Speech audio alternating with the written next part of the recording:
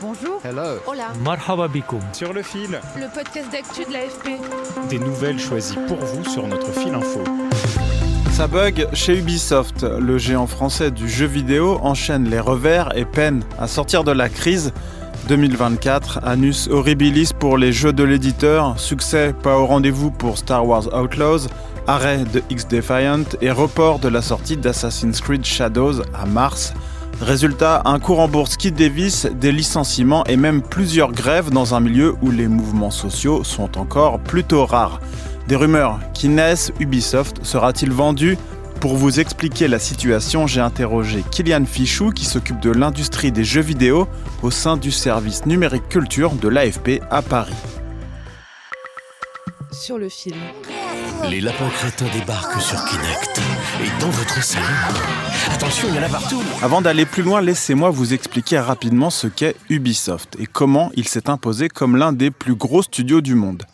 La saga commence en 1986 à Carentoire, en Bretagne, quand 5 frères, issus d'une famille de revendeurs de machines agricoles, lancent une entreprise d'importation de jeux vidéo.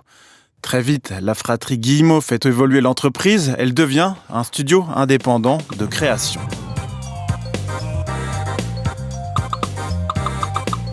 En 1995, Ubisoft réussit son premier gros coup avec son Rayman. C'est le début d'une ascension portée par la création et l'exploitation de franchises bien connues du grand public. On pense aux Lapins Crétins, Assassin's Creed, Far Cry, Just Dance ou encore Prince of Persia. Sauf que le succès n'est plus vraiment au rendez-vous. Depuis quelques années, Ubisoft, qui compte un peu moins de 19 000 salariés dans le monde, patine. Comme le reste de son secteur, nous explique mon collègue Kylian Fichou. Le milieu du jeu vidéo en 2024 ne se porte pas très bien. On peut même dire qu'il est en crise. Alors, le terme de crise peut être débattu parce qu'en fait, ce qui s'est passé, c'est qu'au moment du confinement, le jeu vidéo a connu un vrai boom. Et donc, il y a eu un vrai effet de bulle autour du jeu vidéo. Il y a eu beaucoup d'argent qui a été investi pour développer de nouveaux jeux. Depuis la fin des confinements et que les gens recommencent à sortir, il y a eu d'un coup moins de gens pour jouer aux jeux vidéo. Donc, finalement, on est revenu à des situations presque pré-pandémie et le marché du jeu vidéo en lui-même continue d'être en croissance, mais c'est un marché qui a quand même connu pendant des années une croissance à 2 chiffres et là d'un coup on se retrouve à une croissance beaucoup plus mesurée et la conséquence de tout ça c'est des vagues de licenciements chez quasiment tous les acteurs de l'industrie. Ubisoft n'a pas été épargné par ces soucis-là. Au-delà des difficultés rencontrées par l'industrie en général, Ubisoft a connu plusieurs revers qui lui sont propres.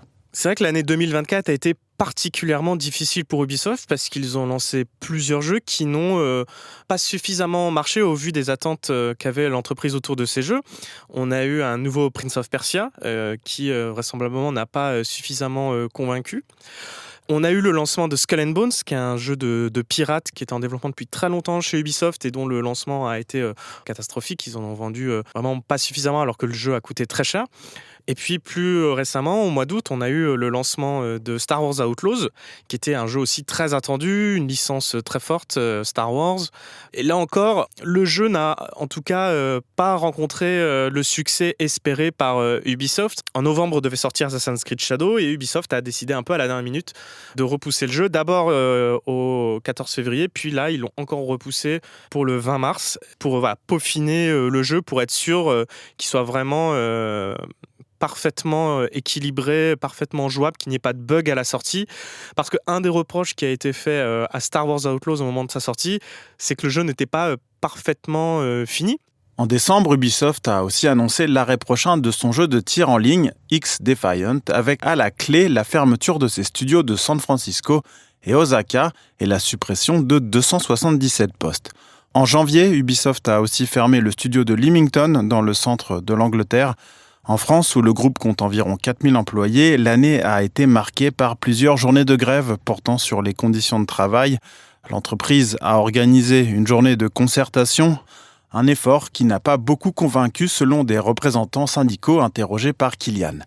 Des revers qui expliquent aussi que le cours de l'action Ubisoft s'est effondré en bourse jusqu'à atteindre ces derniers mois son plus bas niveau en 10 ans. Mais alors comment en est-on arrivé là ? Selon Kylian, il faut commencer par chercher du côté des coûts de production qui peuvent atteindre plusieurs dizaines de millions d'euros pour un jeu majeur. Alors, c'est pas tant que les jeux ne se vendent pas, mais c'est qu'ils ne se vendent pas suffisamment.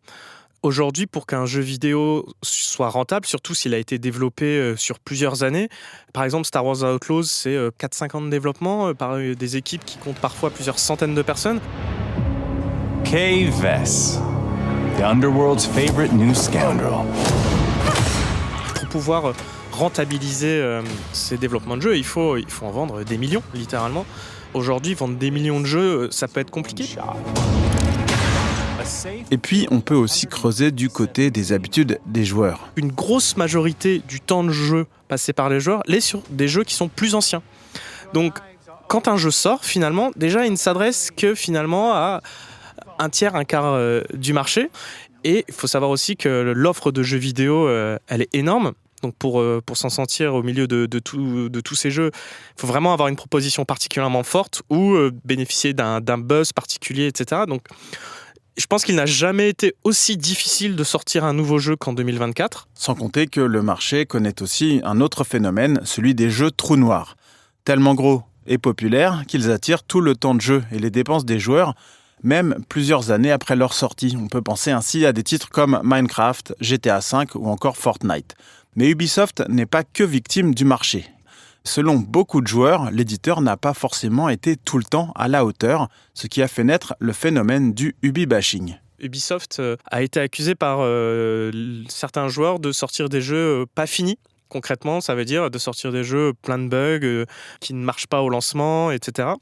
Donc ça peut aussi expliquer pourquoi maintenant, quand un jeu Ubisoft sort, parfois, certains joueurs peuvent être méfiants.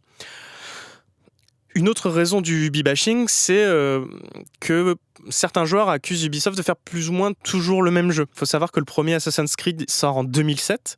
Le prochain Assassin's Creed sort en 2025, donc on est plus de 15 ans après. Et c'est vrai que même s'il y a eu beaucoup d'améliorations, beaucoup de changements, grosso modo, les jeux Assassin's Creed se ressemblent un peu tous.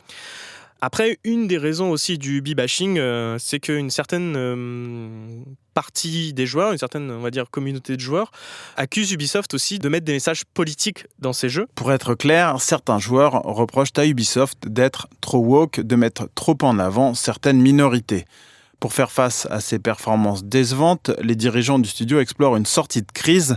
La presse avait rapporté début décembre des discussions avec le géant chinois Tencent pour sortir Ubisoft de la bourse. Parmi les options qui circulent, la plus discutée, ce serait un rachat commun entre la famille Guillemot, donc les actuels dirigeants d'Ubisoft, et Tencent, qui est déjà bien implanté dans le jeu vidéo, notamment dans le jeu vidéo mobile.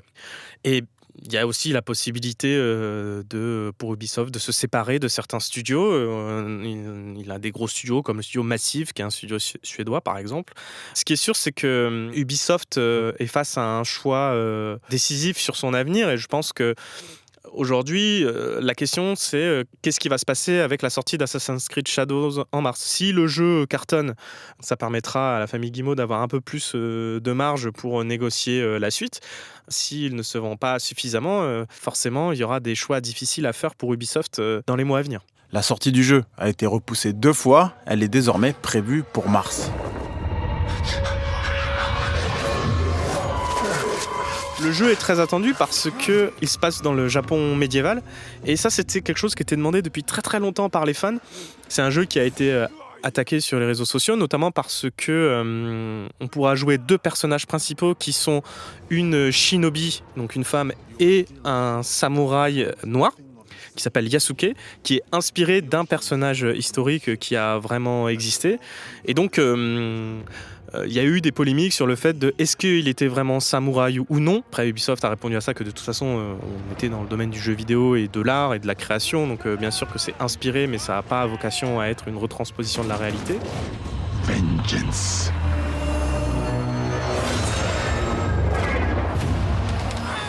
Le fait qu'ils aient repoussé le jeu de plusieurs mois, on a pu voir effectivement dans les toutes dernières vidéos qu'il y avait eu pas mal d'améliorations qui avaient été faites au niveau des finitions. Donc on espère que lorsqu'il sortira au mois de mars, s'il n'y a pas de report, qui satisfera les fans au moment de sa sortie. And follow the blade. Merci d'avoir écouté cet épisode. Merci à mon collègue Kylian Fichou pour sa participation. Si vous aimez notre podcast, n'hésitez pas à vous abonner. Je suis Maxime Mamet sur Le Fil revient demain.